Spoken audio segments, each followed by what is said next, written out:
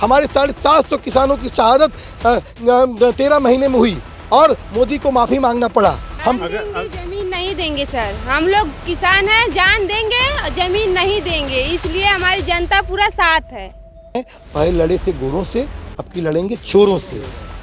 लड़ेंगे लड़ेंगे। योगी जी के जो भी यहाँ पर एसडीएम है, यहाँ पर जो भी डीएम है, आखिर में रात में कौन सा सर्वे होता है साहब? 3 बजे रात में, 2 बजे रात में आ रहे हैं, महिलाओं को, बच्चों को पीट रहे हैं। आप कह रहे हैं कि आप महिलाओं का सम्मान करते हैं। ये डकैती है, खुलेआम डकैती है। और ये सरकार ये डकैती किसानों मजदूरों के साथ कर रही है कि अगर सरकार ये मुगालता पाल ली है कि किसान और मजदूर बहुत कमज़ोर है, तो ये मुगालता ये छोड़ दे।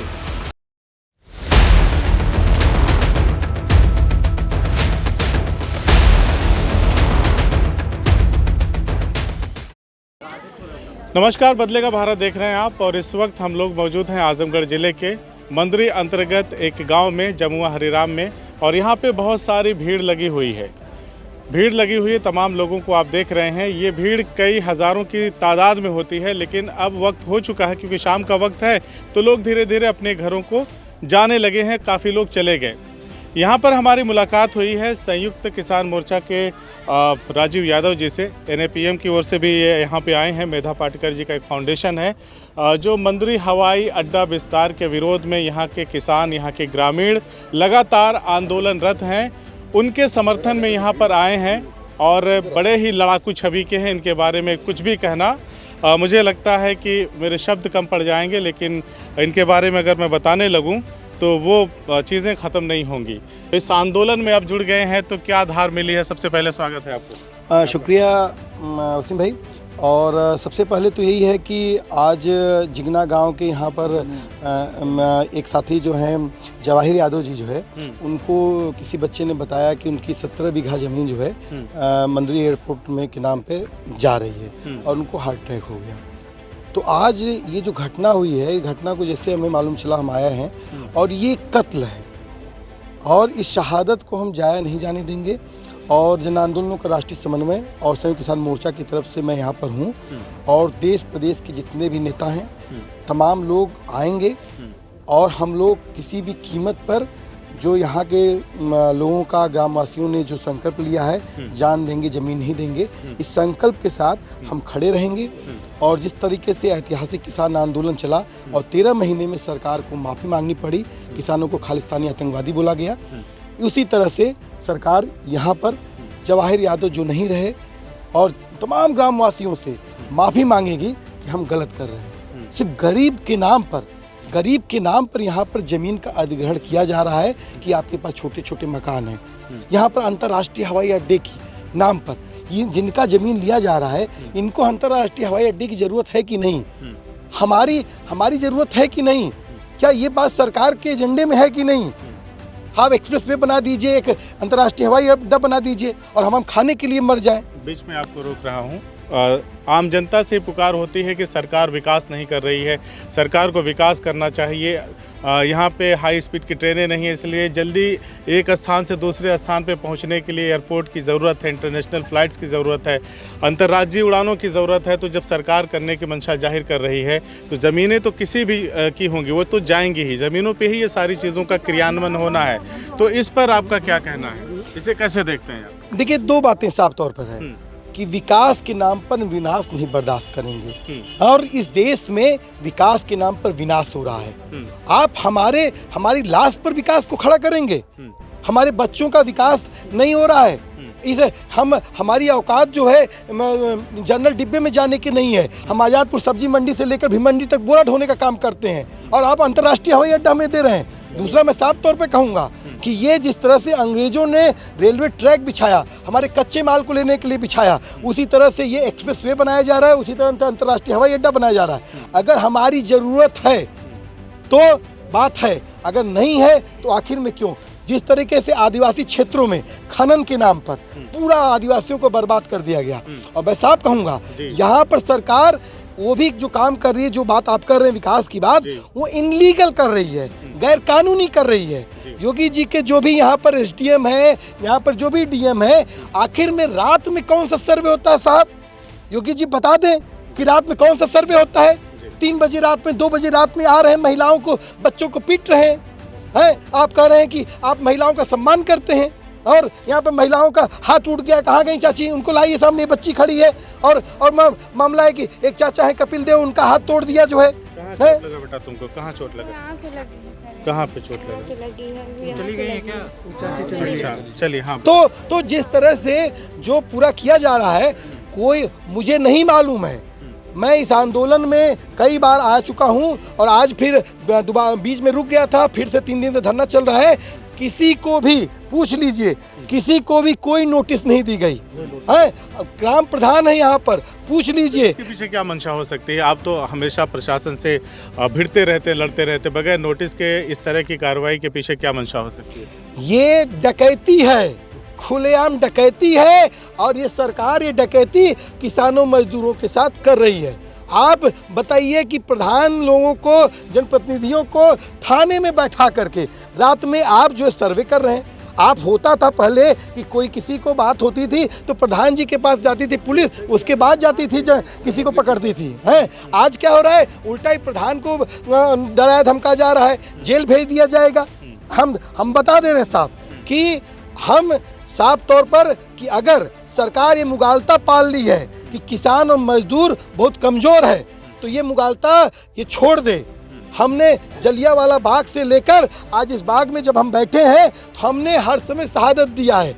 हमारे 750 किसानों की शहादत 13 महीने में हुई, और मोदी को माफ़ी मांगना पड़ा। आज जिस तरह से यहाँ पर जवाहिर यादव की शहादत हुई, अगर सरकार यही चाहती है कि नौजवान बूढ़े हार्ट अटैक से मर जाएं, तो अगर ये विकास है तो हम इस विकास को नहीं बर्दाश्त करेंगे। हम किसी भी कीमत पर ज़मीन नहीं देंगे, चाहे जान हमारी आप वैसे भी ले रहे हैं, ऐसे भी ले रहे हैं। आपके आंदोलन के एक साथी हैं, ये डीएम साहब के पास गए थे, इनके बड़े आरोप हैं। क्या कहा था डीएम साहब ने? डीएम साहब ने तो पहले ये कहा कि हम कहानी सुनने यहाँ नहीं बैठे हैं, और हमें यहाँ पर जमुआ हरिराम से कोई मतलब नहीं है। यहाँ से चले जाओ, और अपने साथियों को भी बोल देना कि जेल जाने के लिए तैयार रहेंगे। इस काम में रुकावट जो डालेगा वो जेल भी जाएगा, और उसके ऊपर हम रासुका लगा देंगे। ऐसी कोई परिस्थिति बनती है तो उस दशा में जो आपका किसान संयुक्त मोर्चा है किसानों का, और जो आपका संगठन है मेधा पाटकर जी का, तो उस दशा में आप लोगों का क्या कदम होगा? देखिए, हम गीदड़ भपकी से डरने वाले नहीं हैं, और यूएपीए, राष्ट्रीय सुरक्षा कानून, क्या क्या कर रहे हैं योगी जी का बुलडोजर हैं, वो लोग इस बात को समझ लें कि किसानों से लड़ने जा रहे हैं। उस किसान से लड़ने जा रहे हैं जिसने 13 महीना का ऐतिहासिक आंदोलन किया है, और आज ये आवाज़ देश के तमाम जो किसान आंदोलन के नेता हैं, संयुक्त किसान मोर्चा से लेकर जन आंदोलन का राष्ट्रीय समन्वय, सबके नज़र में आ चुका है। और जल्द ही तमाम देश और प्रदेश के तमाम किसान आंदोलन के नेता यहाँ पर आएंगे, और हम ग्रामवासियों के साथ आंदोलन और कानूनी दोनों लड़ाइयों में हम इनके साथ हैं। और हम साफ साफ बात कर रहे हैं कि हमने लड़ेंगे, जीतेंगे का जो नारा हमने दिया, हमने लड़ा है और जीता है। हमारे पास इतिहास है, और इसलिए हम बात कर रहे हैं क्योंकि यहाँ पर आप जो मैं बात कर रहा हूँ कि अंतर्राष्ट्रीय हवाई अड्डे का जो बात कर रहे हैं, कि आप बताइए, अभी पिछले दिनों कह रहे थे कि यहाँ से अब ये छोटी सी उड़ान उड़ेगी, अब कह रहे हैं बड़ी सी उड़ान उड़ेगी। हैं आप प्रोजेक्ट ला रहे हैं, आपका प्रोजेक्ट क्या है? आप बताएंगे ना, किसानों को बताएंगे ना आपके पास कि आपकी भाई। मैं जानना चाहता हूं कि आखिर बात कहां पे ख़त्म होगी? किसानों को ज़्यादा मुआवजा वगैरह दे के काम चल जाए, लेकिन किसान है कि कह रहे हैं, या जो यहाँ के ग्रामीण है कह रहे हैं कि हम किसी भी कीमत पे अपनी ज़मीन, अपने मकान, अपने घर को जाने नहीं देंगे, हमें पैसा ज़्यादा नहीं चाहिए। तो बात कहाँ जाके ख़त्म होगी कि सरकार जो विकास के कार्य करना चाहती है वो भी अवरुद्ध ना हो, और किसी को किसी भी तरह की परेशानी ना उठानी पड़े?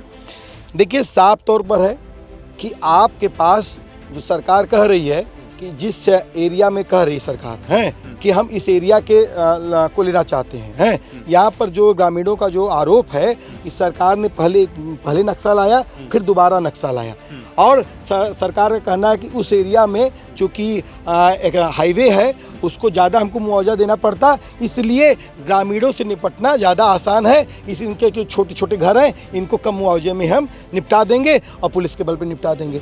तो अगर जब यहाँ के किसानों ने संकल्प ले लिया है और पिछले मैं देख रहा हूँ कि 1 महीने से अधिक समय से लगातार लड़ाई चल रही है और आज जो जिस तरह से एक किसान की शहादत हुई है और किसानों की आंखों में जो पानी है वो जो साफ दिख रहा है कि वो इस बात से सदमे में है, लेकिन इस सदमा अब संकल्प में तब्दील हो चुका है और जो इस बात को कह रहा है कि हम ज़मीन नहीं देंगे। आप पूछ लीजिए, हम जमीन नहीं देंगे सर, हम लोग किसान हैं, जान देंगे और जमीन नहीं देंगे, इसलिए हमारी जनता पूरा साथ है।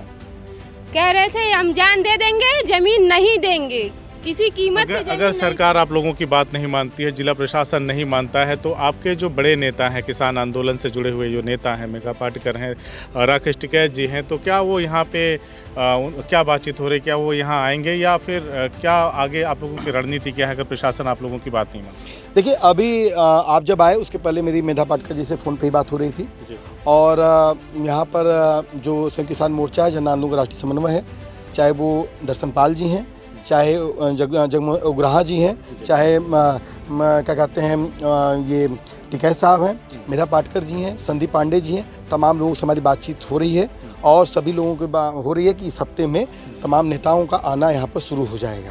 एक छोटा सा सवाल और है मेरा कि कितने गांव प्रभावित हो रहे हैं, लगभग कितनी की आबादी होगी? यहाँ पर 8 गांव प्रभावित हो रहे हैं और जो लोगों का कहना है कि लगभग 10,000 से ज़्यादा परिवारों को प्रभावित यहाँ पर हो रहे हैं।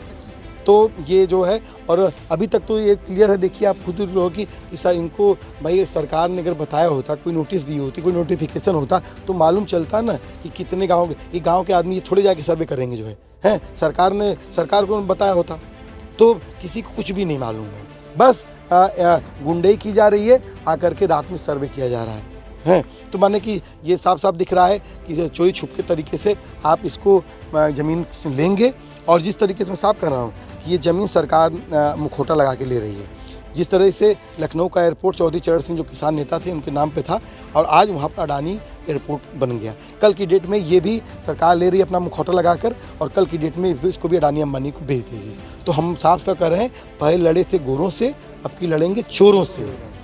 लड़ेंगे, लड़ेंगे। देखा आपने, हमने बात किया राजीव यादव से और जो संयुक्त किसान मोर्चे के सदस्य हैं और मेघा पाटकर के फाउंडेशन के भी सदस्य हैं, वो इस आंदोलन में आ चुके हैं और कहीं ना कहीं अब ये आंदोलन एक नई दिशा में बढ़ता हुआ नजर आ रहा है, क्योंकि मेघा पाटकर और राकेश टिकैत के भी यहाँ पहुँचने की लोग संभावना बता रहे हैं। हमने एक बच्ची से भी बात किया, उस बच्ची ने कहा कि जान दे देंगे लेकिन ज़मीन नहीं देंगे। वहीं इस आंदोलन से जुड़े हुए लोगों ने बताया कि एक किसान ने जैसे सुना कि उनके 17 बीघे ज़मीन जो है एयरपोर्ट में जाने की तैयारी हो रही, उसका सर्वे हो रहा है। इन लोगों का कहना है कि उनका हार्ट अटैक हो गया और उनका निधन हो गया। ये बातें निसंदेह बहुत ही दुखद हैं कि इस तरह से एक किसान की मौत हो जाती है सदमे में जब वो सुनता है कि मेरी ज़मीन जो है वो एयरपोर्ट के अधीन चली जाएगी। और यहाँ पे देखिए उनके गम में सारे लोग एकत्रित होकर के आवाज़ उठा रहे हैं कि हम किसी भी तरह से अपनी ज़मीनों को जाने नहीं देंगे। आगे क्या होगा, क्या सरकार अपनी बातों पे इन लोगों को मनवा पाएगी या ग्रामीणों की बात सुन करके जैसा ये चाहते हैं वैसा सरकार कुछ करने की दिशा में आगे कदम बढ़ाएगी, ये तो आने वाला वक्त ही बताएगा। बहरहाल आपको बता दें कि इस जो मामला है, इस एयरपोर्ट के विस्तारीकरण का जो मामला है, किसानों के विरोध का मामला है, हम लगातार इन खबरों से आपको अवगत कराते रहेंगे और बताते रहेंगे कि आखिर इस मुद्दे में क्या हो रहा है। धन्यवाद।